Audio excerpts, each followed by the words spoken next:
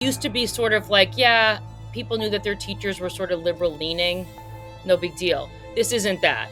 This is teaching students and telling students that in order to be good people, kind people, and on the right side of history, they have to hold a certain set of beliefs. Has it always been this way and we just never noticed? It is now the norm in almost every state in the country for the policy in the schools to be that the staff of the school is encouraged or required to withhold a child's gender identity from their parent. A male changing and getting naked in front of girls in their locker room without the consent of these girls is now the law. You are leaving this up to teenage girls to fight this fight? All right, I'm with Erika Sanzi, everybody. Welcome to Walk-Ins. Welcome. Thank you for coming through. Thank you for having me. I'm so happy to finally meet you. I know, likewise. Tell me about your organization. I'm really excited to hear about this because Okay. I've seen kind of what you've been up to, and I know you've been fighting the good fight out there, and I want to hear more about your organization, what led you to this organization and doing what you're doing, your history and education in particular, because I do think these are all kind of issues that are for someone like me who didn't have to care about them. Now that I have a child, I'm like, "Oh, shit. I've gotta care about this stuff now." Oh, yeah, and I remember same thing when my oldest, I mean, he's in college now, but when he was starting school, same thing, like, suddenly these issues become important, and things that you took for granted just based on your own experience, you discover, like, aren't really the case anymore Mm. or where you're living currently. So I work at Parents Defending Education. I'm the director of outreach there. We formed in March of 2021, and we do a lot of things, but I would say the main goal is that we are trying to get political neutrality or as close to political neutrality back into classrooms. Um, what we have seen over the years, and it was very accelerated in 2020, is ideology coming into schools, dogma coming into schools, student speech being suppressed, student speech being compelled. And just like what used to be sort of like, yeah, people knew that their teachers were sort of liberal leaning. No big deal. This isn't that. This is teaching students and telling students that in order to be good people, kind people, and on the right side of history, they have to hold a certain set of beliefs. And if they Mhm. don't hold those beliefs, they will hear teachers and school board members and administrators use words like hateful, bigot, white supremacy, etc. And so that is new, and that's one of the things that we really try to expose. First of all, so one thing that we do is we expose what's going on in schools. Everything that we put out there is documented, and we use primary sources for that. There's no he said she said. Um, Mhm. and then we also work to support parents in communities that are trying to get their own sort of like parent advocacy and groups going. And Mhm. then sometimes the violations that we see in school are so egregious that we file lawsuits Oh, wow. because they are violating, Title 6 of the Constitution, they are violating the 14th Amendment, etc. So we do a What's lot Title of things. 6? So that's the Civil Rights Act of 1964 is really what I'm talking about, which is Okay. saying that you're going to treat people differently based on their race. And so what we've seen in schools are programs that include or exclude students and staff actually based on their immutable characteristics. Most of the time that is skin color. Mhm. Mhm. So again, something that you or I would have just considered to be impossible that this could be happening. Mhm. Um, Instead, it became common to see playground nights, school dances, school barbecues that were limited to students of color, Mm. um, even at very young grades. So what you had was the two girls that were best friends or the two boys that were best friends couldn't figure out why one was invited to the event and one wasn't. This is happening in, like, K through 12? Oh yeah, we only do K through 12 at this moment in time. We only do K through 12. Yeah. And so kind of what got our founder, Nikki Neely, to decide that she wanted to start this organization, is that she's sort of a free speech absolutist type. Her grandparents met in a Japanese internment camp. And so it's in her DNA sort of to be like, you're not going to tell me what I can say. You're not going to tell me what I can't say. Mhm. And she had been working on college campuses on issues around free speech, but she started to see things happening in the K-12 space that she found shocking. And I think the thing that put her over the edge, I don't know if you'll remember this, was that a superintendent in Evanston, Illinois, during the pandemic, put out a document saying that they were going to make decisions about which students could come back to in-person schooling and which students would have to still stay home. They were going to make that decision based on the criteria of skin color and sexual orientation. Wow, no, I So, do not. I have, like, a vague memory of that. and now that's illegal. Mhm. And one thing that we've discovered is a lot of superintendents and school board members and educators in general just don't know anything about the law. And I think what I've learned is that a lot of people think that the Civil Rights Act only applies to some people. They don't realize that it Mm, applies to everybody.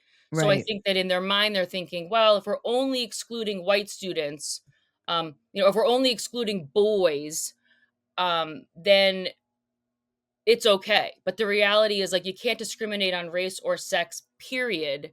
There aren't exceptions. Mhm. And so that's been eye opening and quite depressing, to be honest.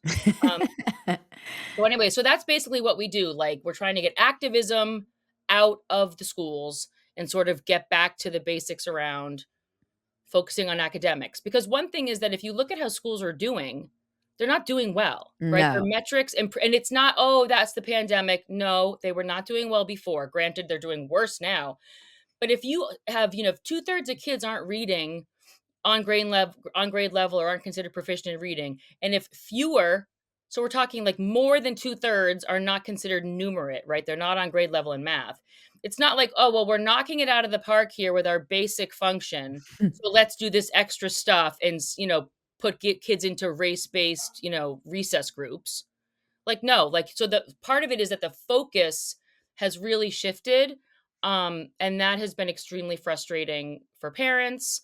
I think it is hurting kids, and it keeps my organization very busy. Isn't it ironic that you had to become an activist to get activism out of school?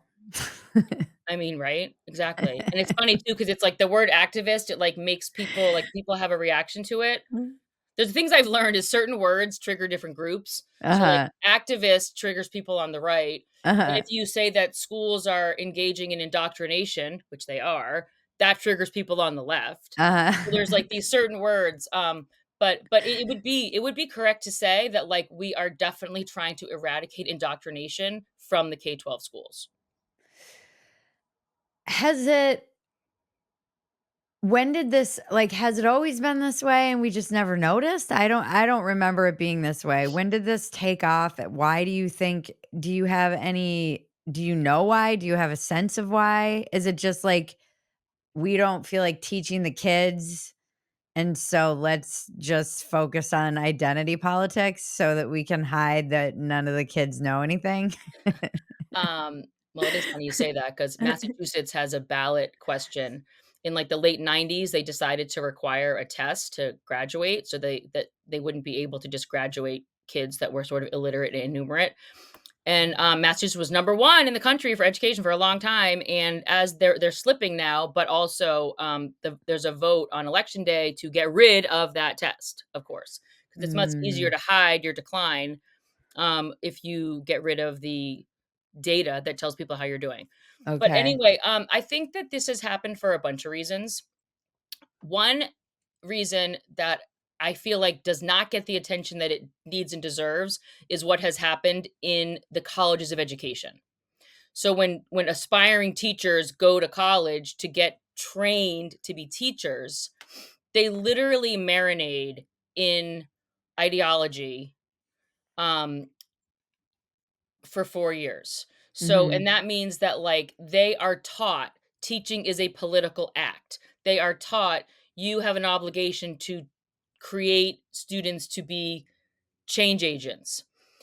The problem with that is it's you have an obligation to train students to understand, and then it's all of these different opinions and beliefs that are obviously up for debate, right? So So sorry, when did it stop being about just, like, logic and critical thinking and arithmetic?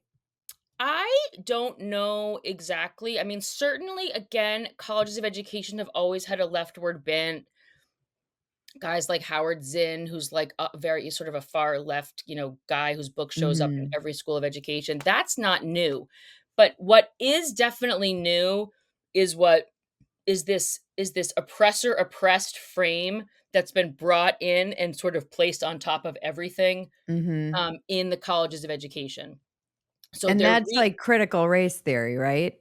yeah, I mean, like, they're reading there's a lot of critical race theorists and critical gender content in these classes. Mhm, So mhm. suddenly, the person is learning they're supposed to be learning to be an elementary school teacher, and instead they're learning that cis, heteronormative, um, you know, norms are bad. Right, That expecting children to read on grade level and be on time and turn in their work is white supremacy. That right, that equity, that equity which see, I had been on the equity bandwagon for a while because I thought equity meant that, like, you give people what they need to succeed, and that's gonna be different for different people, right? So the accelerated reader needs harder books, and the struggling reader needs remedial help and interventions. right, What I didn't understand at the time was that a lot of people in positions of power believed who were promoting equity and making it like their number one priority in schools was equal outcomes. right. And so if you're looking at your data and you see that certain groups are doing better, right? So Asian students are always scoring at the top and black students are always scoring at the bottom. The only way to even that out is going to be some sort of artificial social engineering Right. because people are different, their habits are different, the amount of time they spend studying and on homework is different, their family stability is different. Mhm. So, this idea that you can take a group of all different kinds of and interestingly, as a mother of 3 sons, I'm very aware of this, the the massive disparity that you never hear the left talk about, that you never hear, school administrators talk about, that you never hear candidates talk about on the stump is that girls are leaving their brothers in the dust on every Mhm. educational metric, which again, that's a disparity. And if the argument is that we if that b- that every disparity, has to be closed in the name of equity, you would think that there would be initiatives for boys and we're barely I mean, we haven't seen anything for a long time and we're barely seeing that now. Mhm. And were you in education? Yeah, so I started teaching in 1998 and I taught for 4 years and then I had my first son and then I stayed home and had 2 more sons. And then I went back to working in schools and I worked in schools till 2015. Okay. And was it activisty then? When did it Barely. It really was take like off? there'd be like a one-off situation where like one teacher might have shown this movie that was sort of sketchy or that parents should have been notified of, or there might be, there were these one-off things, but I never including my own son had a crazy assignment, I remember, and it was like it took a lot for me to be, like, annoyed enough about something to, like, reach out to the school. Um, it will not surprise you, this was about how Columbus Day was wrong and it needed to be Uh-huh. Indigenous Peoples Day, and your homework is to write a letter to your senator or congressman telling them that they need to get rid of Columbus Day Wow, and that's make it Indigenous crazy. Peoples Day. So, but like, They're just, like, farming out the frickin' activism to these kids. That's yeah, wild. yeah.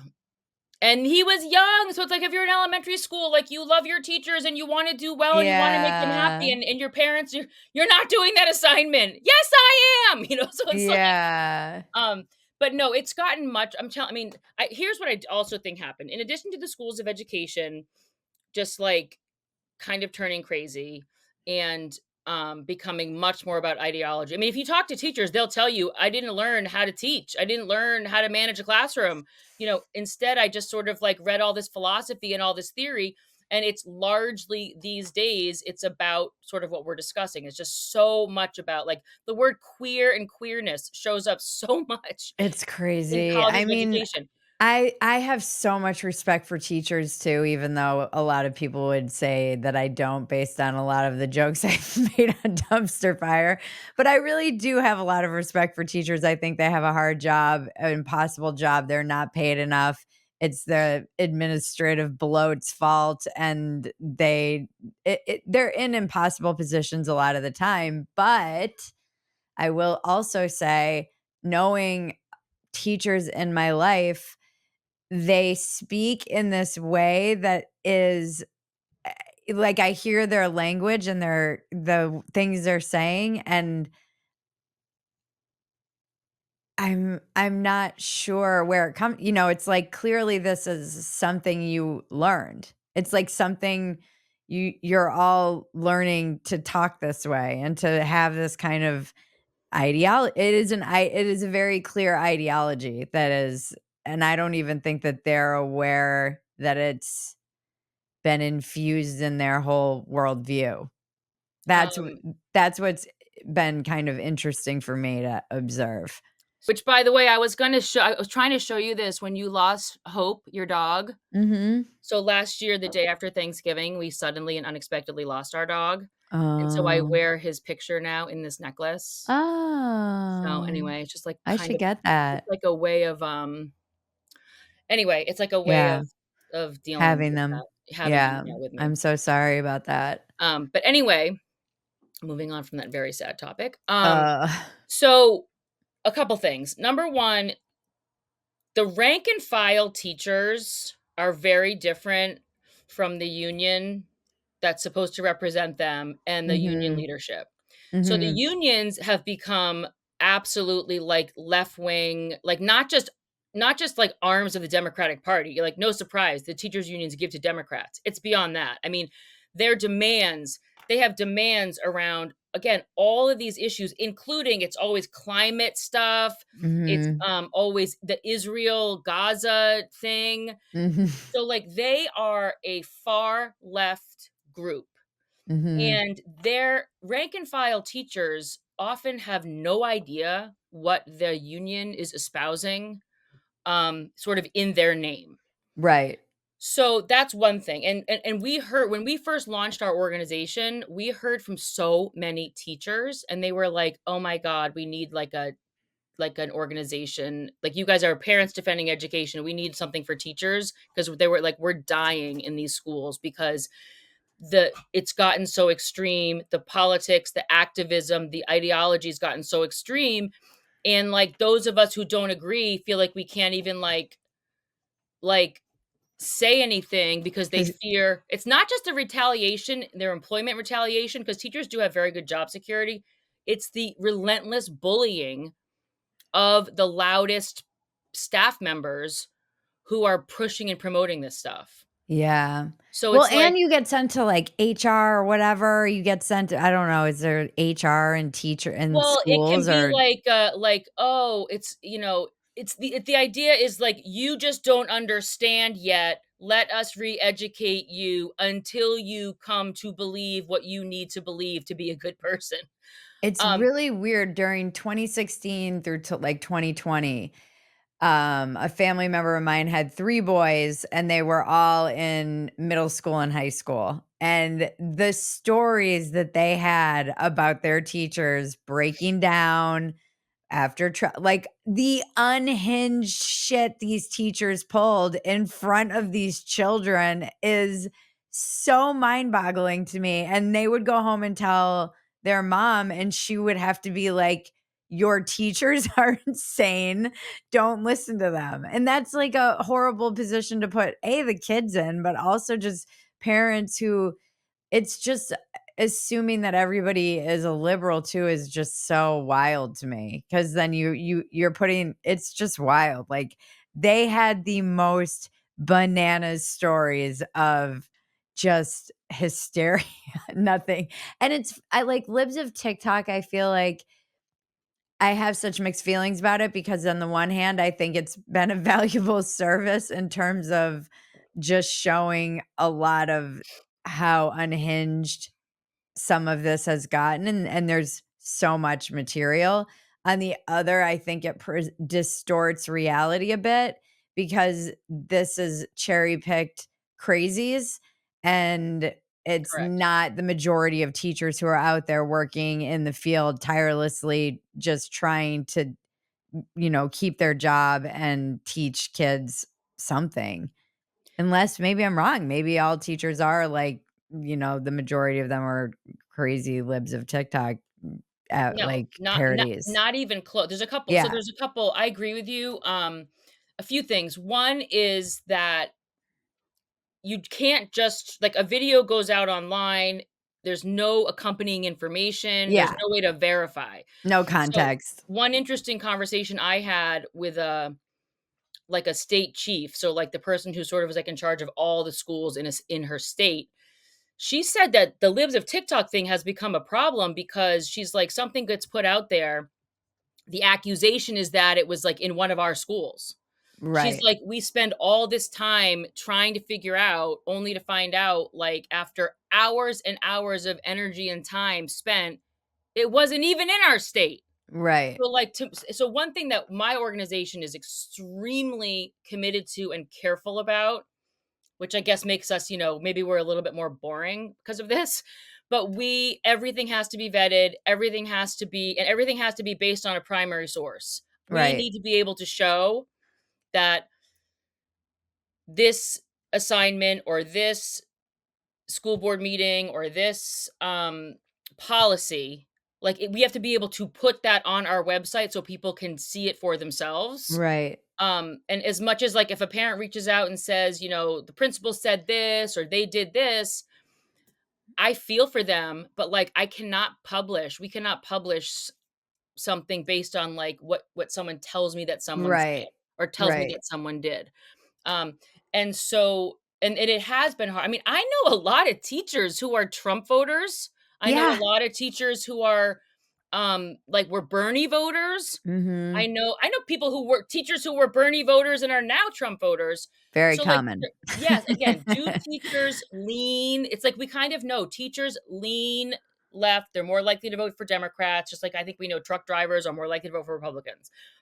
But there's so many teachers that within that you have such a mix. The difference is, and this actually was my experience as a student and remains to be what I am observing in schools now. Conservative teachers play it close to the vest. They do not wear their politics on their sleeve. You are not going to see them wearing slogans on their t-shirts. They're not going to have, flags and posters all over their classrooms.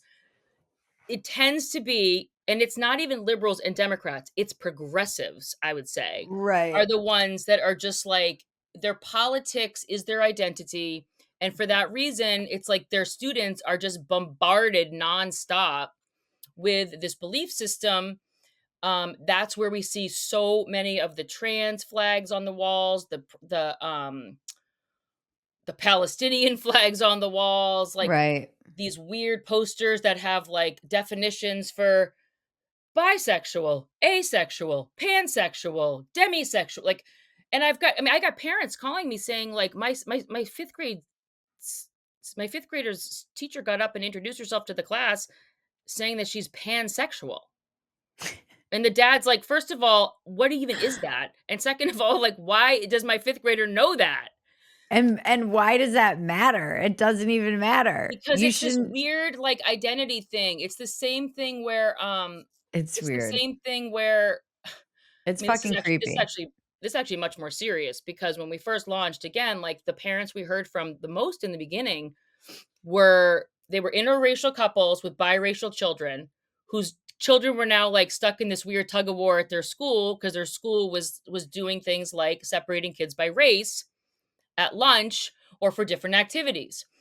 And it wasn't just the separation, which is obviously disgusting. They call these affinity groups, and I'm like, "But that's just like a really, like you're kind of putting lipstick on the pig of segregation." Right. Right? Affinity Like, groups. an affinity group sounds nicer than segregation, but at the end of the day, like, you are dividing people up based on their immutable You're characteristics. like, That is "It's like the Avengers." and then they're like, "Yeah, well, I know, but it's optional." I'm like, "But how optional does it feel?" And it's not always. Like, this one dad said said that the teacher was like, "You need to come sit over here because you have brown skin." But the problem was then the kid was like, "Then I have to go over to this group based on my skin color," and then they spend the whole time trashing half my family Yeah. who's white. Yeah, this is not good. No, it's not good. And I think that again, like what happened was people were like, "Oh, it must just be, conservative white Republican moms that are upset about this." Like 100% false. Um, it is parents across the political spectrum, across the race spectrum, across the I mean, like it's kind of like on the issue of people think that the trans and gender ideology stuff is under this umbrella of LGBTQ. Not really. Yeah. It's really not because a lot of lesbian and gay, individuals and parents have a major problem with what's going on, and we hear from them too. Yeah. Well, that's what you were kind of saying too, is the leading with the, like, pansexual stuff, that it started with the race, but now it's the kind of sexual identity and gender identity, which gets mixed up with sexual identity, and you're like, "I don't want you talking to my kid about that. That's just creepy." Like, you should all these people should be in rubber rooms. Well, the problem too is it's like it's It's not so just that it's weird. I agree that it's creepy, but also it's in the curriculum in a lot of school districts now starting in pre-K. So, if you look through, like, the standards Oh, I of know, I'm looking for pre-K. and, like, that is I mean, when you're and again, and part of the argument that I make a lot is like and it's Carol Markowitz makes this argument too, is this idea that you're chipping away at their childhood, Right. right? So, there are large topics that are important and that mature people can discuss and they can have different opinions about.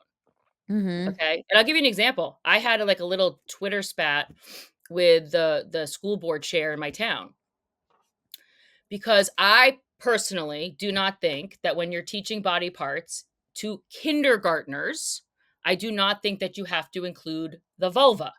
Right. Okay. I'm like, what hands, shoulders, knees, and toes? I felt like that kind of worked. And now there's this like move to like move into like naming like genitals t for kindergartners. That is not true. I refuse to believe Okay, this. now this comes out of I think this may come from a good place, which was, like, the idea that if a child was sexually abused, they needed to be able to, like, identify and explain, like, what happened to them. But I would argue that as once again, you take the outlier, right? So the child who's being abused, it obviously happens, it's obviously not uncommon, but it's also not the norm. And Right. you sort of decide that because of that, we're gonna make this the default for everybody, and now every kindergartner is going to learn about the vulva. So I put online something about how ridiculous I thought that was for kindergarten. And my school board chair, smart woman, very professional woman, like came on and was like, "Well, what do you want them to call it?" And I was like, "I don't want them talking about it at all." Mhm. So she and I are 2 women, we have kids, we both served on the same school board just at different times, and we have a fundamental disagreement about what is appropriate for kindergartners in a lesson on body parts. Mhm. I think that's a fine argument and debate to have, right? And, Mhm. like, you and I are probably like, "Oh my god, why are you talking about that?" Like they're babies. Yeah. And she can have her opinion. The thing is that's not an argument that is appropriate for, like, little kids to be having, right? And so instead what we have is because little kids just believe what grown-ups tell them. Right. "Santa Claus is coming tonight. Right. Put your tooth under your pillow." I always joke about this, how when I was in, Red Sox Nation, and they'd be like, the little kids would be like, "The Yankees are evil," and I'm like, "Man, it's so easy to brainwash children." Like, it really just is. These it's the easiest thing. Bill Burr talks about this, how when you're a kid, you get all this religion injected in your brain like a jelly donut, and you have no choice over the matter, and you can't really it's just there, and he's like, "Even when you grow up and you can kind of, like, question it, it's still, like, deep, deep, deep in there, and it's hard to shake, even if it's something you don't agree with as you get older." That's a good point too, because it's kind of like the family, right? Your family, the jelly donut is appropriate, Right. right? The school should not be the jelly donut, right? Yeah. The school, and so what we're seeing, and this is why parents are so bothered, is they're like, you're not just injecting your values, right, into my child's sort of mind and heart, but you're telling them that our values are Right. bad and wrong and hateful. Right. Now, I totally, and then they'll say, "Oh, then you agree with indoctrinating your children? You think that parents should indoctrinate their children?" I'm like, "Well, we're just talking about a family. Like, this is what families do, right? So, like, if a family is a church-going family, then the kids go to church, and if they're not, then they don't. And if they go to temple, they go there. And if they have season tickets to the Patriots, they go there, And the right? kids Like, can grow up and grow out of that and rebel and do the things that kids have been doing for thousands of years, you know, questioning their parents. Like, do parents give their kids shitty beliefs sometimes? Yeah, but sure, it's not up to the school to teach them what to believe. It's up to the school to teach them how to critically think so that they can question themselves and those beliefs. But instead, it's like become this weird thing where I feel like you said, the schools have taken it upon themselves. But I mean, when people are like, uh, when I used to kind of, there are those words that trigger me, or whatever, for lack of a better word, but words where I bristle and I'm like, oh, that feels like maybe an overgeneralization. It's like calling Trump Hitler, but also like calling everything communism, where it's like, oh, that's communism, that's Marxism. And then it's like, it's but so annoying. that is It's so annoying. communism. But it is communism, thinking that the state owns your kids and believing that they're the ones who should be indoctrinating the children and having these little foot soldiers like that, when there's not many other ways to look at it. Are you dealing with an HMO like I am? It's such a pain in the ass. If I want to get any sort of testing done to ensure I'm making my health a priority, I have to wait weeks for an appointment to see my doctor, then get a referral from him or her, and wait weeks more for an appointment with the specialist I needed to see. Quest simplifies this process. I can purchase my own lab tests online and test for a multitude of health issues I might be concerned about, then take those test results to my doctor, better armed with the information I need. At questhealth.com, you can get hundreds of tests across several different categories, from allergies to heart health, hormones, sexual health. It's summer, guys. Women's health tests for egg quantity, perimenopause, menopause, men's health tests for testosterone, prostate, and so much more. These are lab quality tests, the same ones you'd be given at your doctor's office. Use the affiliate link below for a 25% discount and order your test. Then visit a nearby Quest Diagnostics location for sample collection. Get fast, shareable test results online and the option to discuss them at no extra cost with an independent physician who may be able to prescribe treatment. Again, use the affiliate link below for a 25% discount and prioritize your health today with lab work on your terms. It's not on your insurance, folks. It's not on your insurance. I'm excited to announce a new partnership we have with a company I love, Caliber, a strength training and nutrition coaching program that's completely personalized to you. Through their app, you get paired with a personal trainer, an actual person and not an AI bot, on a fitness program and nutrition plan completely customized to your goals, whether it's muscle building, weight loss, ditching the dad bod, or the mom bod in my case. It's much less than it costs to work with a personal trainer at the gym. It's actually been life-changing for me. I literally need somebody who's like, here's what you're doing this week. Here's the targets I want you to hit for eating. And the app is incredible. It has videos that show you how to do all the workouts. And you can actually reach out to your coach if you have any questions and send them videos of you doing the workout so they can give you form feedback. I need that accountability. This has been really a game changer. And the fact that it's online makes it so easy for somebody who's busy like me. We've arranged a special deal for our Walk-ins Welcome audience where you get $100 off the first 3 months. It's a really good rate, you guys, for what you're getting. And you get a 30-day money back guarantee if you're not happy with the program. Go to caliberstrong.com/walk-ins or click the link below. So one of the things that's difficult is like because schools have gone so insane since 2020, if you're talking to like a normie out there, they are going to think you're exaggerating about what's happening because it's so extreme. Right. And if I had not spent the last 3 years sifting through school documents and watching school board meetings and looking at assignments and reading policies, and you had told me this was happening in the schools, I would have been like, that's not possible.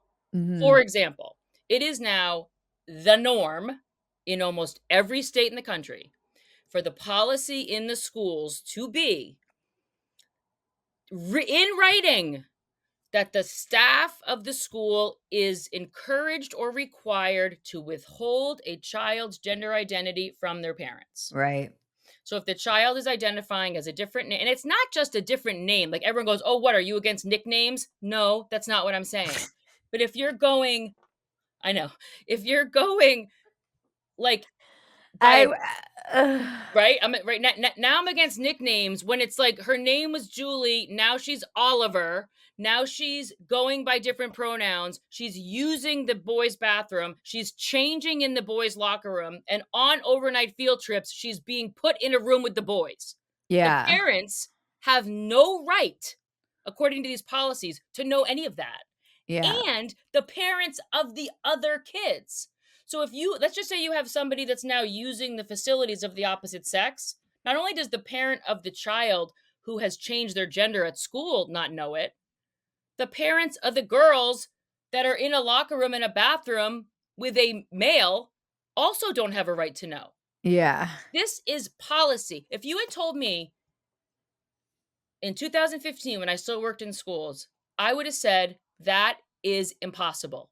There is no way that a school, the only reason the school has authority over the child is because the parents delegate that authority. Mhm. And the school serves in loco parentis, right? Mhm. Mhm. So the idea that like I'm going to delegate the authority and then you're going to withhold information from me deliberately Mhm. because my kid told you to. And people will say, "Well, the child said that they didn't want you to know." I mean, we see all the time actual documents of teachers or in nurses' office saying, "What name and pronouns would you like us to use when we contact your parents?" So it's It's it's so it's wild. it's deception. And they'll say, "Well, a lot of this is what my own school committee member told me." He's so clueless. But he was like, "Well, a lot of kids get kicked out of the house if their parents find out." And I'm like, "Okay, well, I'm sure then you could provide me the data on that because it's against the law to abandon your child. So can you provide me the data from, DCYF about all the kids getting kicked out of their houses?" Which of course there were zero. But the other thing was, as I said to him, based on that, why would you ever tell parents that a kid failed a test? If your concern is that a child could be abused or harmed or abandoned, why would you ever tell the parent anything bad that they did? Why would you tell them that they got in a fight that day, that they sprayed graffiti, that they failed their math test, right? Right. But if this is the only issue, because in this case, I will say activists and activist organizations have completely taken over.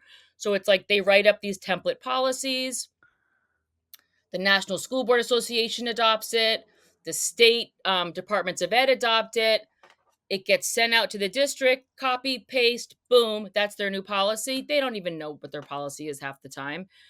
And and But sorry to interrupt. Isn't it enshrined in law in some states? I mean, it isn't well, so there's a few things. Like there are definitely so what has been happening is that as more conservative states have taken action on the gender issue, like for example, to try to like limit and or ban medical interventions with minors related to gender. You see other states like California and Minnesota who say we're going to become a sanctuary state to borrow a phrase, a sanctuary state for trans children or minors whose parents don't affirm them. yeah, Now the that is kidnapping laws. So that is kind of so the idea is if they won't slice off your breasts, your healthy breasts in Tennessee, come to Minnesota or California and we'll lop them right off. Yeah. Um, and the other piece of this that's tricky is it's like it very much varies in states around like parental consent. Yeah. Um, and as a parental rights organization, which is certainly part of what we are, it gets much trickier when you're talking about children whose parents are totally on board Right. This is one because of the questions I have because usually the parents are on board. At and least so one of the parents. usually in the case of the puberty blockers, cross sex hormones, and surgeries, I would say at this juncture, most of the time parents are involved. However, many report that the part of the reason is because they were told if they didn't go along with this, their child would commit suicide.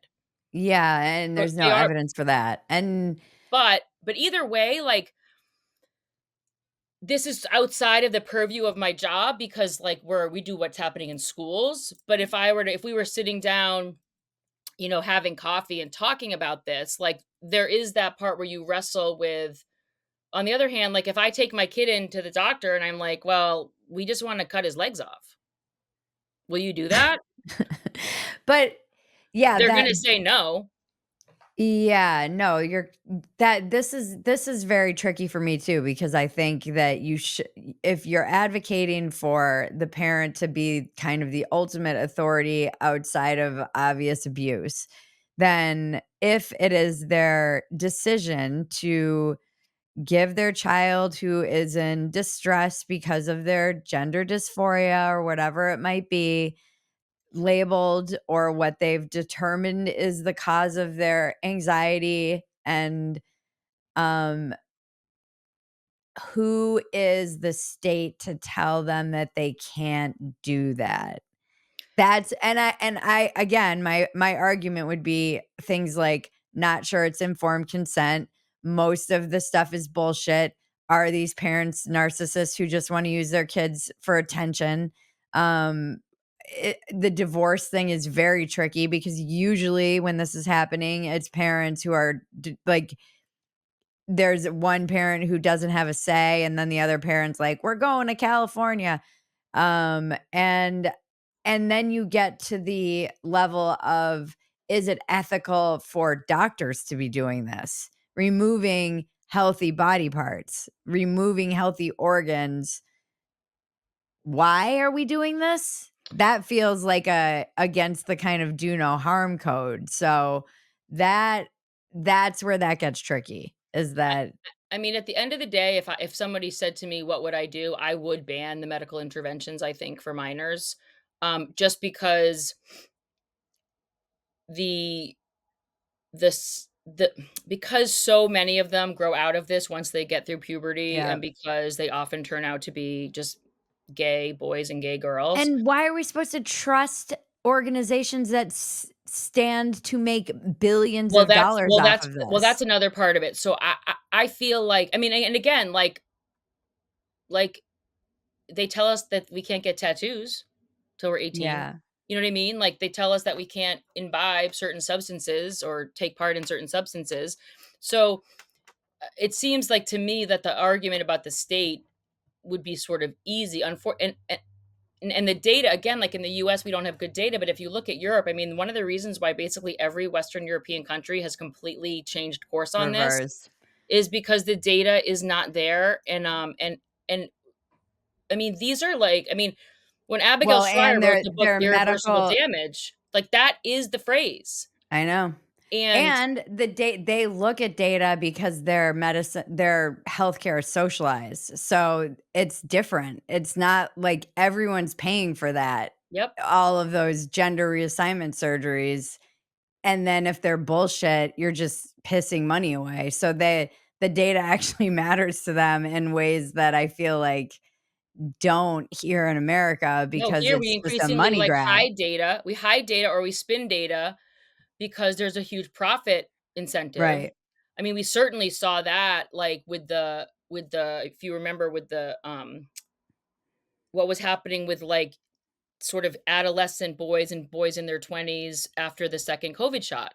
Like, we were Right. seeing that myocarditis, and even, I mean, I spoke to a cardiologist and who said, "Yeah, like, you wanna spread them out as much as you can, you don't wanna do a lot of physical exertion after the second one." Like, they were acknowledging to me that this was very real as the mother of 3 sons, but I was still in a place where it was like, if they didn't get it, they couldn't go to school. If they, you know what I mean? Like, they couldn't participate in activities. Well, I shouldn't say they couldn't go to school. If you were on a football team and 1 kid out of 60 tested positive, everybody else was quarantined for 10 days unless they had been vaccinated. Well, and it was like With it no was at-home insane because they learning. needed it to even go to college. Yeah, so it was like, so the whole thing was crazy. So the point that you're making about these incentives being perverse, like, that's absolutely true. And what I would say about schools, number 1, schools, by teaching this and talking about it and make teaching kids to buy into these weird stereotypes where, like, now, like, you know, if you don't like girly things or you don't like really masculine things, maybe you were born in the wrong body. I mean, to me, that's just an abusive thing to say. Right. But also, like, the school has no place in getting kids on a pathway towards a gender transition, right? Like, Right. that is just not the role for the school. So, there have always been transsexuals, is what they used to be called, right? That will probably always be the case, but there's no reason that the foundation for that is starting in school. Like, to me, Mhm. that is so over the line. And the other thing is that now, as you listen to people talking about how we need these community schools and these school-based health centers, like, okay, I used to think school-based health center, that sounds awesome. It's really hard sometimes to get your kid in for like a strep throat swab, or like it's really hard to get the sports physical, or whatever, like, quick things that, like, getting your kid into the doctor is just like a huge hassle. So I thought that could be kind of cool. But now I'm like, "Oh my god, that's not cool at all." Because what now I've learned is that they're providing these school based health centers either plan to provide or are providing gender affirming care. So it's Right. like, I drop my kid off at school, and now there's a chance that there's going to be all these conversations about happening, and referrals happening, like, behind my back, because you had access to my child for 6 hours because I, again, delegated the authority to you. So Mhm. now it's like, I went from, like, liking the idea because I thought it was a way to help busy families, low income parents, and just people for whom, like, that would just be so convenient, and it would increase access. Right. But now I'm like, I don't trust it because the services go way beyond the conveniences that I saw in it Yeah, like strep into, like, throat. the ideological. And I'm like, yeah, no, now I'm like, no. Well, this is what we're seeing with the vaccine. Like it's definitely very fraught now that people have been forced to get the jab and now it kind of applies all across the board to the all vaccines. And And it's I funny in because Texas you aren't required to get any of the vaccines. I had never even, like, questioned vaccines, like, in my entire life, and I still think that I generally still mostly don't. But what I didn't like and what I don't appreciate is my state government doing everything in their power to make my life so difficult that I feel coerced, which is Yeah. what happened with the COVID vaccine for kids. Now, my dad has had 2 kidney transplants. He was obviously, like, high risk. He got all of his shots and probably like a gazillion boosters. He's in his 70s. Like, to me, that's a totally different conversation. I'm sure people will listen and go, "Oh my god, you're so stupid. Like, I can't believe that you believe that's good." Doesn't matter if I believe it's good or bad. That makes a Mhm. lot more sense than making kids quarantine for 10 days at home when they're, like, at almost no risk of serious Mhm. illness or hospitalization. Mhm. So, I didn't like the feeling of coercion, and yeah, I am getting annoyed that CVS is texting me, like, every single day about how I need to come in for a COVID vaccine, and, "Oh, you turned 50, you need the shingles vaccine." Like, what is I don't want all these text messages. And then I get text message last night from George Clooney and Robert De Niro telling me I have to give money to, what's to Kamala Harris's campaign before it's too late. I'm like, okay, everyone just needs to stop texting me. Yeah, that's crazy. Tell me about Title IX. Ugh. This is another thing where, like, again, if the average person out there actually knew what was going on, their heads would explode like instantaneously. So Title IX, which I was passed, I think is 1972. I always want to say 1973 because that was the year of my birth, but I think it was 72. Um, and the whole point was that girls and women were being left out of activities, mostly sports in the school setting. But I mean, so the law basically, it's a 37-word law, and it just says that you cannot discriminate in educational institutions that receive federal funding on the basis of sex. Mhm. That's it. So right out of the gate, most people think Title IX only applies to girls and women. That is not true. It applies Mhm. to everybody because it is about sex discrimination in either direction. It's just that in the 70s, obviously it was the women and the girls who were being discriminated against based on sex. Like my mother had there were no sports teams in my mother's school. You know what Mhm. I mean? So Title IX leveled the playing field for girls and women. What has happened is that the Biden administration, knowing that, oh, and I should actually go back for 1 second. Under the Trump administration, one of the best things that the Trump and Betsy DeVos, the education secretary, did was that they changed Title IX when it came to how sexual assault cases on college campuses were adjudicated. So anyone following, sexual assault kangaroo courts on college campuses knows that all it took was an accusation and guys were getting suspended and expelled just based on an accusation. Um, Oftentimes where both people were drunk. Often when both people were drunk, but strangely, like I keep hearing like I kept hearing women in like stupid pink hats telling me that it's okay if the girl's drunk. It's just that the boy can't be drunk. I was like, what? Like, oh, yay! Wait, way to seem empowered. So yes, so there was a lot of intoxication. There was also a lot of like regret. So like people were waking up and regretting what had happened. Right. Sometimes they had cheated on someone, so there was that drama, or they would go see a counselor because they were upset, and the counselor would convince them, That "Well, they had were you been right. drinking? Oh, well, that was an assault then." Yeah. So there was just no due process, and when I say no due process, like it wasn't only male students because there were definitely like some same sex like incidents, but generally speaking, it was the most of them are young men. They were not even they didn't even have the right to know what the accusations Right. against them were. Like it's crazy. That's crazy. So Trump and Betsy DeVos did fix that. Okay. And every Democrat in like the Congress, including my entire state's delegation, complained about these changes because apparently they're all anti due process now if it's for men. Okay. So then the Biden administration comes in. They know they're never going to get this through Congress. So they decide that they're going to do it on their own.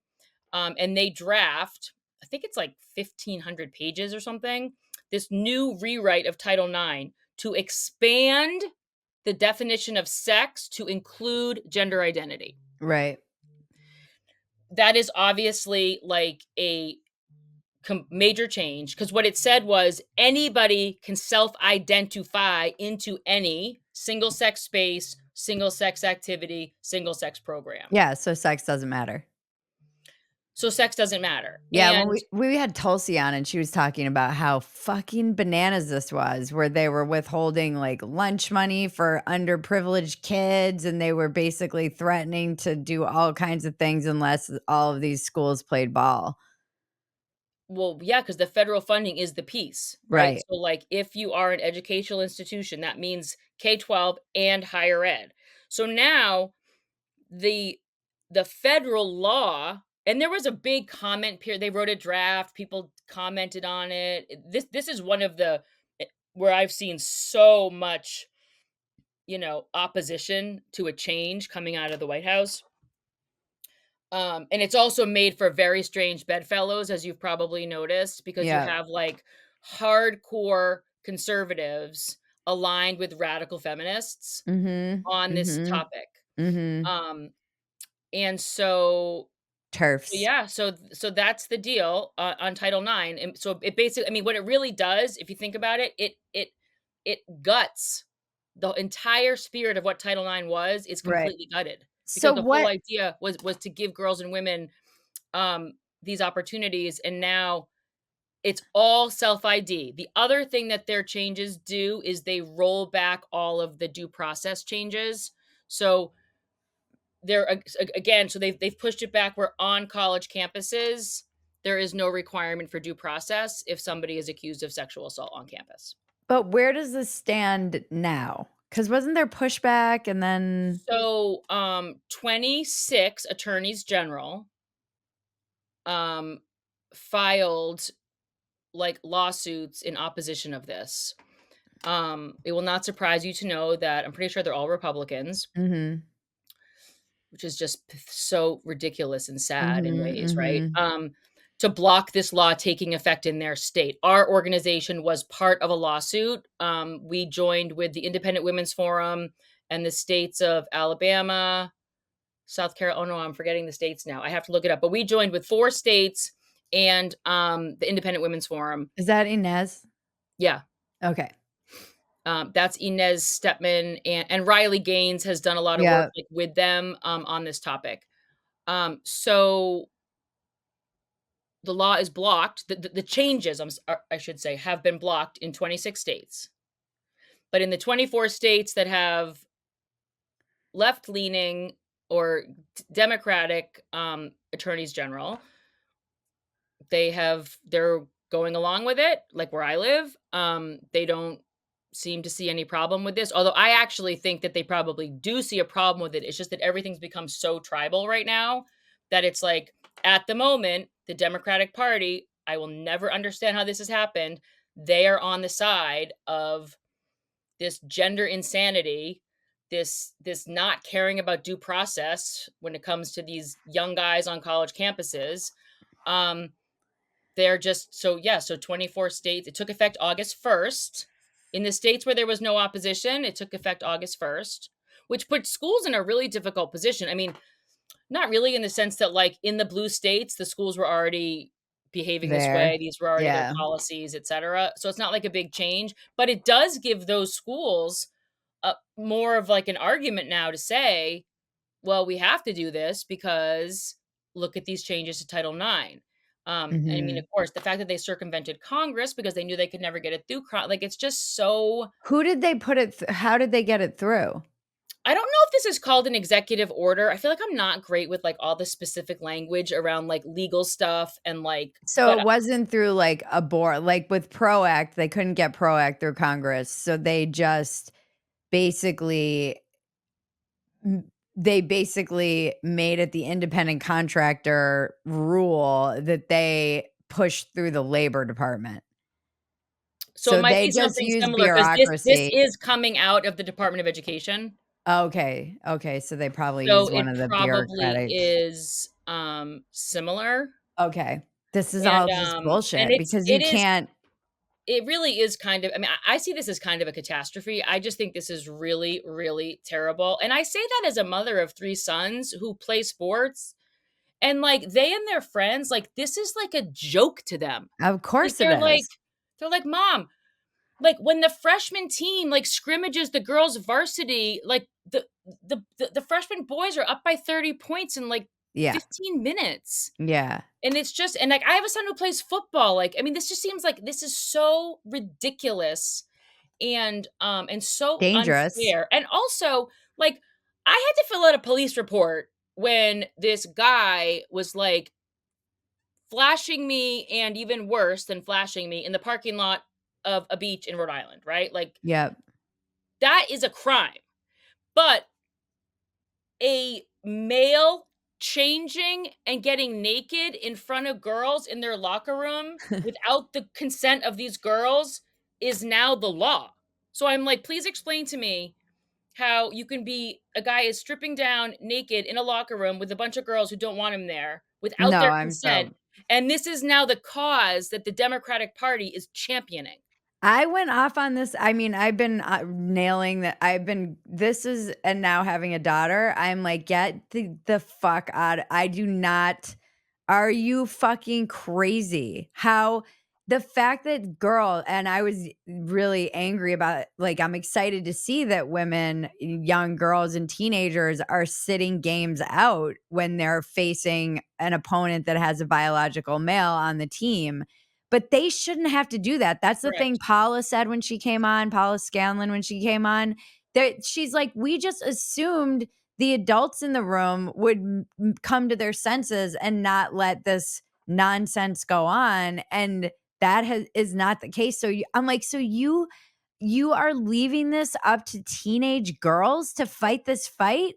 This is like It truly is it madness. is like, and then imagine Elizabeth Warren, Kamala Harris, Hillary Clinton, who stand up there all the time and talk about women, and we're so pro woman, and No, and they're not. everything's about champion for women, and they are sitting on their hands as Title IX is completely unraveled right before their eyes, Yeah, and they are, like, unwilling to stand up for girls who are having volleyballs spiked off their faces by men. men, Yeah. and who are By the way, losing races and losing scholarships, and yeah. it's just, I am like, I feel like I can't eat. It's like I had to listen to you lecture me about how I owed it to you to vote for you because you're a woman, right? Yeah. And you don't stand up for these athletes and these Girl, girls young girls. and young girls who at the YMCA have like weirdo autogynephile men who claim to be women changing and getting naked in the I bathroom, know. where that is a crime. I mean, the South, they made me fill out a police report because of this guy, like, Yeah. being gross and weird, because it was like in public and without my consent, and I'm like, and now or like when they tell little girls in schools, under the banner of social emotional learning, we need to learn empathy. Let's learn empathy, girls. When you go in the bathroom at school and there's um someone in there, either a classmate or a teacher, who identifies as female but looks like a man, empathy requires that you ignore the fact that you feel uncomfortable, right? Because it's more important to show empathy to this male in your bathroom. I mean, this is why so many, and this is the thing I think a lot of people are trying to balance, and it's the piece that I wrote about how I really don't feel like either party cares about women, but at least the right knows how to define a woman. It's like, because the argument that I'll get when I go off on these tangents is, "Oh, like the right wing care the abortion thing, oh, women are dying in hospitals and I don't know what the numbers are. I never even know what's real anymore." But that's kind of the pushback, is that they want to regulate and control women's bodies. I do have some issues with this as well. And yet, I feel like what people don't understand why this is more pressing for a lot of women is because they have young girls in high schools and colleges who are dealing with this on a more regular basis than maybe needing an abortion. Like, these kids are dealing with this all the Every time, day. and Wade, everybody wants to it's act every like day. it's not happening, but it is happening. And It's every day. And for the yeah, mothers of sons who, like, some of us, like, we're really loud on this topic, not because we have daughters, but because we know how fundamentally unfair and wrong this totally. is.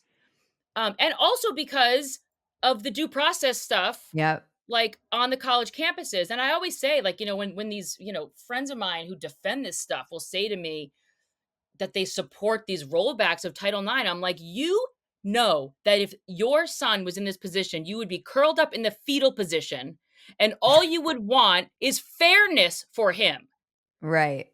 But because your tribe is against that fairness, oh, a due process, you're gonna like say that you're fine with this, and I don't even understand. Like, I'm like, how are you saying this?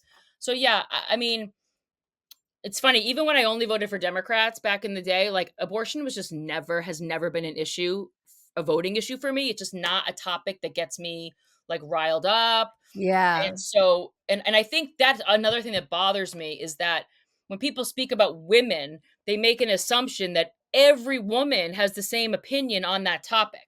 I hate that too. I also think, as Mary Catherine Ham and I were talking about, it is very minimizing to think that that's the only issue that matters to us as It's well, in because Yeah, it it's just puts insulting, us, it actually. makes it all about us being sexual creatures and breeders or whatever. It It's still just puts, insulting. yeah. It's insulting to think that I can't prioritize or think about tons of issues, right? Mhm. And instead to, like, try to reduce me to an issue that, oh, by the way, like, it's just not a driver for me. I understand that it is for other women and for friends of mine. It just isn't. I mean, even when I was, like, voting for pretty much mostly Democrats, I wasn't doing it because of their position on that. Did you see that? I think maybe you The fact that shared their it. position on that used to be much more sane. Did you Oh, much more sane. Are you tired of wading through media misinformation, trying to figure out a news outlet's spin or bias on any given story? Ground News is the solution you didn't know you needed. Ground News is the most complete news comparison app. It lets you make sense of the news on your own terms by letting you easily compare how a story is covered by different sources across the political spectrum and around the world. Compare any news article you want, filtering it by bias, left, right, or center, by location, so you can understand how news is being covered around the world, and by time, knowing when the story was first reported and how the reporting has changed. I'm obsessed with these guys. I love their blind spot report because you don't think you have blind spots, and then you see this report and you're like, oh, yeah, I had no idea that even happened. Start seeing the news more clearly, find out the truth, and stay up to date with what's going on in the world with the Ground News app. Use our affiliate link below to get 15% off. That's Ground News. Use the link below to get 15% off. Walk-ins Welcome is brought to you by Phetasy Productions. We are no longer on a network. We are completely independent. If you love this show and you love what we do, we are asking more now than ever before for you to join us in our community at Phetasy.com. Become a paid supporter and help support the podcast that you love. Being that we are independent means we're taking all of the expenses back, and that means that we need our listeners to support us. If you're also listening and you have a product and you want to advertise with us, please email me at fantasycomedy@gmail.com. We're hoping that we leap and the net will appear. Please become a paid supporter at fantasy.com and help us stitch our net together. Thank you. Did you see that video that was like all the Hollywood dads being like, I'm voting for Harris because so my kid can my daughter can get an Yes, abortion. I I'm saw like, it. there was an ad that came out not too long ago that we made fun of on Dumpster Fire, and it was the same thing. And I was like, I just can't get over this dad looking at his child being like, someday she'll have an abortion. Like, what, what has happened here? It's so manipulative, though. I mean, it's emotionally manipulative to young It women. is, and I have no problem saying I just think that women are much more emotional voters and much more emotional when it comes to politics than men. I just think that we're wired differently, and Mhm. so, I mean, in fact, like, my husband's ability for logic and reason is very annoying at times, right? Because I am like I am because I'm a woman. I mean, it's right. That's just my I was so joking, like, just with my husband last night because I wrote that piece about being kind of torn, like, not I cannot vote for all of the stuff you're talking about because that's what I would be voting for with Harris. But I have a hard time still pulling the lever for Trump. And, all of the, like, comments were pretty nice, but then there's the, usual repeal the 19th. But I was saying to my husband, I'm like, I could very well be the person that voted for Hillary in 2016. No one abstained from voting for president in 2020 and votes for Trump in wait, 2024. And this is why that's women gonna be shouldn't me. vote. Wait, that's gonna be me. But I I'm like, voted this is like an example of why I women voted shouldn't vote. I voted for Hillary Clinton in 2016. I know. I I wrote know too. in I wrote in Glenn Loury for president in 2020, which he Okay, knows because that's I better emailed than him to mine. tell him. And and in 2024, I am at the point again for the issues that I work on every day, that I Mm. focus on, in terms of like what the costs were for my family and other people, like when it came to like, I mean, I'm getting mail from the selective service. I have 3 boys who have to register for the selective service at the age of 18. When all the women say, I just want to have as many rights as men. I'm sorry, you have more rights than Yeah, men. Because when you turn 18, you don't have to register for this. And if you don't register, it's you like a felony. yes, and you're disqualified from Pell Grant. Like, Yeah, yes, you cannot not register. So actually, to everyone out there that's like, I just want my daughter to have as many rights as her brother. She has more. yeah, Um, well, and it's like and when so they it's like, say so we have like all of these foreign conflicts. I'm not saying they're going to bring back the draft, but there does come a time where you're spread too thin in yeah, these wars, and where a mother of all sons who aren't planning to join the military says, like it would really be better if things were a little calmer yeah, in foreign policy. And like so yeah, no, I think, and there are a ton, just this gender stuff and this Title IX stuff and this girls in sports stuff. There are a ton of, I mean, I was never a progressive. I voted for Democrats, but I wasn't a progressive. There's a lot of progressives who are now like, I'm out.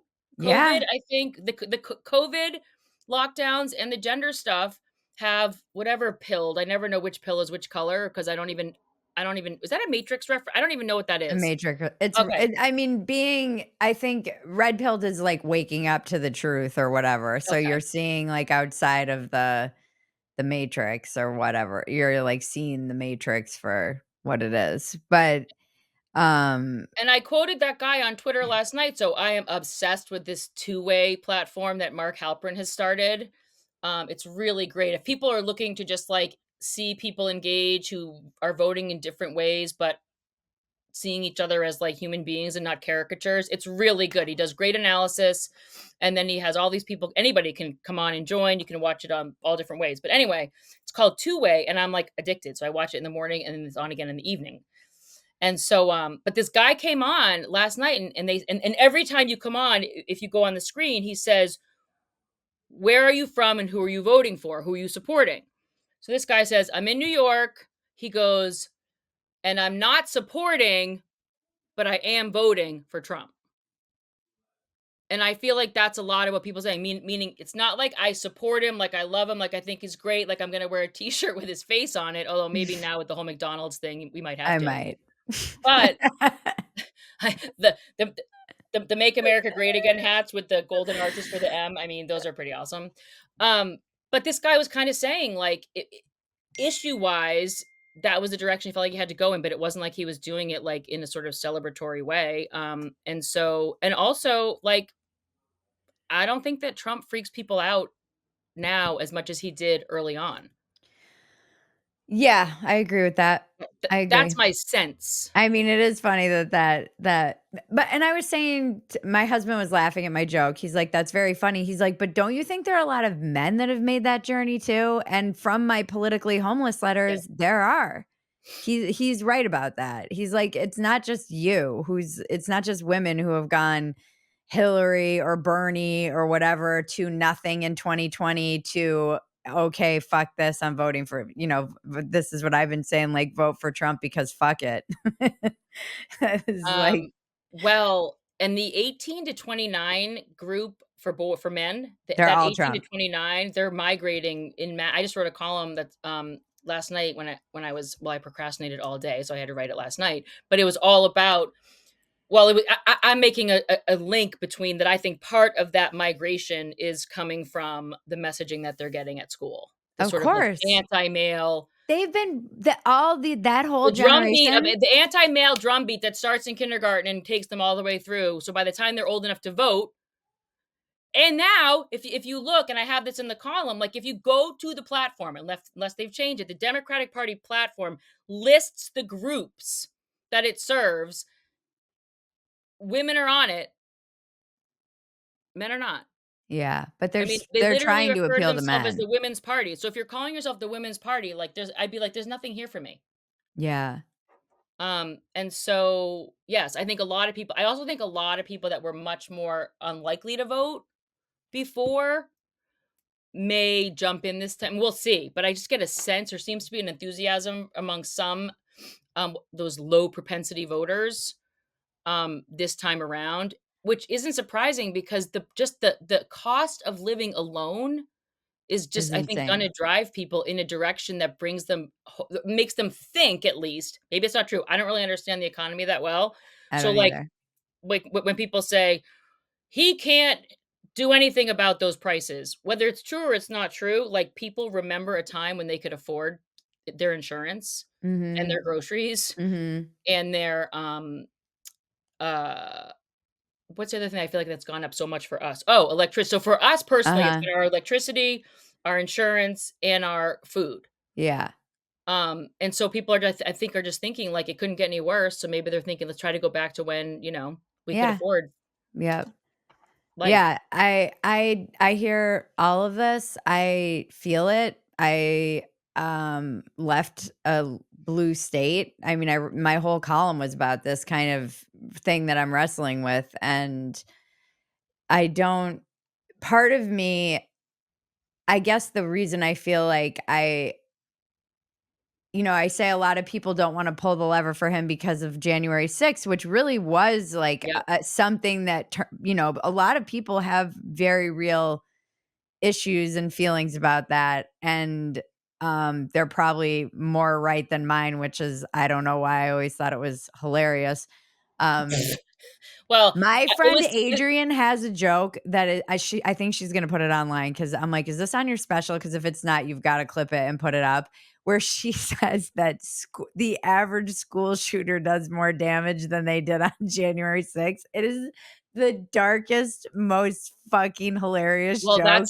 that's empirically. I mean, if you're speaking about True. like, I mean, It's again, true. the the David French, Bill Kristol's, Liz Cheney's of the world would say, "No," because of the symbolism, right? Of the whole, like, that Yeah, they like the the peaceful transfer of capital, the transition of power. power, all that. But if you're just talking about casualties, that is empirically true, and you're right, She it is it is dark. the fu it is the it's like every Um, time she does that joke, the audience loses their mind, and it's so fun to watch. I think that that was a pretty disgraceful day. I also think that a lot of voters are like, okay, yeah, like, that was bad, but they're kind of, like, moving on in the sense that, like, they don't feel like that it's not enough for them to see it as disqualifying if when they weigh everything, happening, and I I think I think there's a real anger at Washington too, oh, yeah. bipartisan, Oh, yeah. and so even though people might be like, "That wasn't great," but they did take their rage to the people who deserve it. Like I think there's a feeling from people that, well, those are the people in power making decisions. Well, And I it's also better than the people, one of the things I've heard from people about it is that they felt like at least they weren't burning down their cities and they were taking their rage to the people who they felt were responsible for the angst or whatever it was. I don't know that I necessarily agree with all of these things, but I do try to understand them. And yeah. I'm not sure. I don't know. It's very I never know what animates an American voter because I think it's very individual, but I also think we're creatures of um somebody said to me in my mentions, I was reading them all this morning, which I very rarely do, but most of them were quite thoughtful in response to my piece. And someone said something that stuck out, and he said, "Which which party is more likely to leave your family, your community, and you alone?" And I was like, "This actually is the only metric that I think I'm going to consider from now on. Well, I mean, that is, and I think to the point you made before too, right? Like there is, for some people it can be radicalizing to see cities burning down to the ground Mhm. and to see people in positions of leadership either say nothing or sort of like kind of almost condone it, right? Or to say, well, I understand it. Like if you're going to say that you understand why people are burning down police stations and setting fires in courthouses and destroying small businesses. So I do think that the January 6th versus those riots, like again, like symbolically they're not the same, but there is an anger of feeling like there's a double standard. And Right, I think because that that one is the language of the and I think that streets. that's true. I mean, I think that people again in 2020, it was like people's brains broke, and suddenly it was like we can't criticize burning down buildings and stores and police shops No, and right? Like we can't condemn. Did I say condone? I meant to say condemn. I forget. condemn. Like or all of these immigrant families with these small businesses burnt to the ground, and you in a Mhm. position of leadership can't say that's wrong. So yeah, I think it's going to be really interesting. I do feel like I have no idea what's going to happen, and so if people are out there that Oh, are I like remember what I convinced was that gonna. they know. Yeah, no, no one knows. One of the things I was gonna was thinking, and it was in regards to kind of January 6th and all of this and how both sides seem to contend, like, they'll question the results of the election. I think one thing that I've heard from a lot of people who might not vote, like it's like, "Oh, I'm in a state where I don't need to vote, but I'm going to vote because I just want the numbers to be so crazy that there's no Mm, question that you can't it like needs to be a blowout." So somebody like me who is in Texas and I could probably just not vote for president like I did in 2020. There is a feeling of like, yeah, but I might just so those numbers are there. Just so it's like, I mean, it would be crazy if he won the popular vote and then lost the electoral college. I mean, it could get really crazy. Trust me, where I live, Rhode Island. Like Rhode Yeah. Island is clearly not going for Trump. It's funny though, because I live in a town that's pretty like split 50-50. Like if you put in It's your zip code, it will show you. And it's the weirdest thing because so many people don't live around anyone. Like, I feel like a lot of people either live around nobody that's voting for Trump or nobody that's voting for Harris, whereas, like, my day-to-day life since I've lived here for 19 years is just to be around, like, everybody votes for everybody and nobody cares. that's like my suburb. But predominantly Trump, I think. The weird thing though, when I was in Rhode Island in August, I saw more Trump signs than I did Harris signs. It kinda depends, I feel like, on well, a couple things. One, this election for sure, people are much more public about There supporting him. Yeah. Although my neighbor next door right now doesn't just have a Harris Walls sign, they have the sign that has, like, photographs of each one. So I have, like, Uh, photographs of Tim like, Walz in at the you. yard next to me. They're like, Um, "Get out, creeper." but what I noticed, so I was driving from where I live, like, up to, like, sort of those very fancy suburbs outside Boston, so I was driving, like, through Dover, and it was funny because as I was in, like, the sort of more working class areas, it was, like, lots of Trump stuff. Then Yeah, as I got into Dover, Mass, with the massive houses, it was all Harris stuff, and yeah, so it was like seeing that realignment in terms of class that yeah, Batya talks yeah. about a lot. It was like kind of right in front of my face. And even like within my own like social network of people that I grew up with that came from staunchly Republican households, who were Republican as kids. I mean, that was like their worldview, have completely flipped. And then like all these union guys who wear hard hats every day, who were probably pretty loyal Democratic Party voters they're the ones that are, like, showing up in my feed, like, with the pro-Trump stuff, so Yeah, it's weird. you can That's what really see the flip, I and what's funny too is a lot of those guys are not even white guys. yeah, no, no, no, no, no. So, I understand that it's, like, everybody's hobby is to, like, talk about how, like, white men are the reason for everything bad, but, But more than that, it's when white people talk about people of color and how you need to vote for Democrats to protect these poor people of color, I'm like, "You don't know any people of color. Thank well, you they for no, telling they me that might you know no people of color or the one it's like the ones that that they that's not know true. the ones that they know are in that s they're, like, in that Same class. highly educated sort of, Yeah. like, class who of people who, like, kind of all think the same way. Yeah, this is another joke that Adrienne has And that is so brilliant that's gonna be, I think, on her special, and it is she articulates in one joke exactly this. well Exactly how they have mapped identity over class to hide the fact I'm telling you, Adrienne is so brilliant. I'm like, she I'm like, "How did you do that in a joke?" And I've spent hours podcasting with people having conversations about exactly this, and I can't wait till it comes out so I can show you because it's like she maps it in a joke in, like, 3 minutes. It's bananas.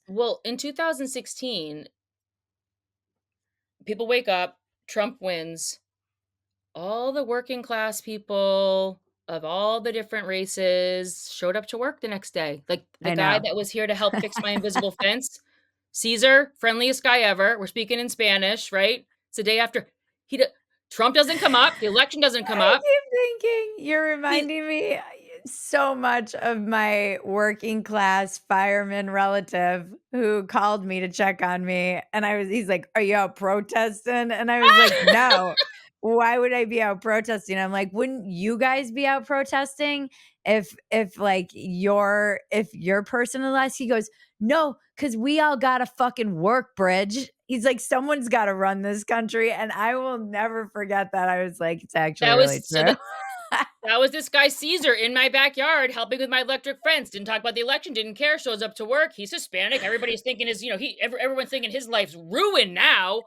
He's happy as can be. And all these people that I work with couldn't get out of bed, didn't show up to work. And I'm They like, canceled schools like it was 9/11. I I was have a like, joke where I'm "Oh like, my "Did god." did I was like, "Are planes?" you people insane?" They Like, are. I'm like, I have the friend like yeah, so it's like a part of the problem is when you don't rub elbows with, like, anybody really different from you in your day-to-day life, which I think is a big problem with this sort of pundit class. Like, when I listen to people like Jen Yeah. Psaki talk, I actually am like, "Do you have any contact with, like, any normal humans?" No, they don't. And I think the answer to that is no. Yeah. What is your I have to go, but what's your biggest defect of character? Of character? Mhm. So that couldn't c so would something like lack of organization, That can be poor one. executive function, Yeah. That affects everything. kinda chaotic, like my Yeah. husband a million years ago, my husband referred to me as a soup sandwich, and so I would say that my greatest defect might be my soup sandwich That's nature. good. Um, did you ask What's me your big something else? what's your biggest asset? Um, hmm. I really enjoy, like I just feel very comfortable around kind of, like, everybody. Mhm. Like, my kids are always like, "Mom, why do you talk to every single person at the drive-through?" We Like, are the I'm all same person. well, because one thing I've noticed is that, like, women at drive-throughs often have the nicest nails. So I Mm. always, like I just compliment I'm a big complimenter of strangers, and so, and which I get from my dad, like, my dad talks to everybody, Mhm. and so you have, like, the people that are like, "Oh my god, like, I hate when people talk to me, I never wanna talk to anyone," and, like, I'm kind of, like, out there, like, talking to,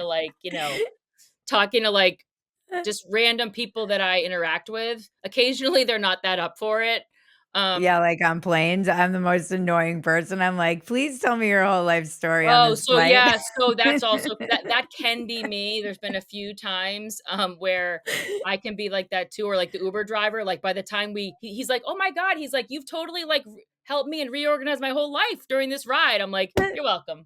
Yep. Um, that might be it. The only other thing that I think is good is because my brain is like so like chaotic, I make connections quickly. So I'm very good at like figuring out like, oh, you should talk to so and so. They could help you. I'm good at figuring out like networking in my head and figuring out Yeah. how to connect people. Mm, Um, we do have a very similar mind. oh, I've picked up on that. I've been like watching you long enough to be like, yeah, there's something similar going on. Mhm, chaotic, unhinged energy. But I go in fits and starts. Yeah. Like my kids will tell you, it's like, wow, like mom had these like 2 like nice dinners like Monday, Tuesday, but then by Wednesday, I'm just like hucking cheese sticks at their heads. And then by Friday, they're like, "Mom, do we have any dinner?" And I'm like, "Dinner? I've never heard that word." So it's like I definitely my energy levels are not a flat line. They're definitely like up and down. Okay. Yeah. I've been working on being more consistent. That's like my because I have that manic kind of chaotic tendency. I've been really trying to like just do the thing day after day like a dude or like an athlete or something. There's something in just like that repetition that I'm finding more and more soothing to the chaos. And when life feels chaotic, the routine is actually like I'm starting to lean into the routine, which is not like me at all. So, You're something's changing. on your own, you're doing that? God, I I mean, no, I'm you can't the mind that creates this can't help it. I've outsourced it to help and now I need people to like hold me accountable. yeah, see, I I need that my too. the Caliber app thing for my working out has been life-changing that we advertise. Like that truly has been someone who holds me accountable, a program that I just have to log in and look and see what I have to do that day. I don't have to there is a real fundamental problem with like decision overload, and so removing as many of those decisions and just knowing that I have to get in my workout clothes and go upstairs and not have to think about what I'm doing is an amazing, it's like why people food prep and why so I'm trying to do more of that where I'm reducing like decision fatigue is real, especially by the end of the day. And so, yeah, I'm trying. I can share all of that with you another time or offline, but I'm Well, happy that sounds to. excellent. Where can we find you? You can find me, okay, so the, like, website for my organization is defendinged.org. We have Facebook page, Instagram, on Twitter, same thing, or on X. On Twitter X, I am at @esanzi, and I also do write a Substack, which I'm pretty inconsistent with, but, it is called Sanzi Says, and I think the address is, like, sanzi.substack.com, I think. Okay. Alrighty. Amazing. Thank you so much for coming on and for fighting the fights and go Trump. No, I'm just kidding. No. No, again, it has to be a McDonald's related thing. I will say that for, like, 36 hours, I've thought about french fries, McDonald's french fries, and, like, Oh, been it's been a wanting them great ad for their fries. so bad, and I feel like and I'm like a fast food, like, I'm not against it, but I feel like even people who haven't had it for a really long time have been craving McDonald's french fries this week. Yeah, it's true. So, well, thanks so much for having me. It Thank was really great to you. see you and talk to you. You too. The check-in with Bridget and Cousin Maggie can now be found at Phetasy.com. It's been titled Another Round with Bridget Phetasy, and it's now in video. This has been Walk-Ins Welcome with Bridget Phetasy. I'm Bridget Phetasy, and you're welcome.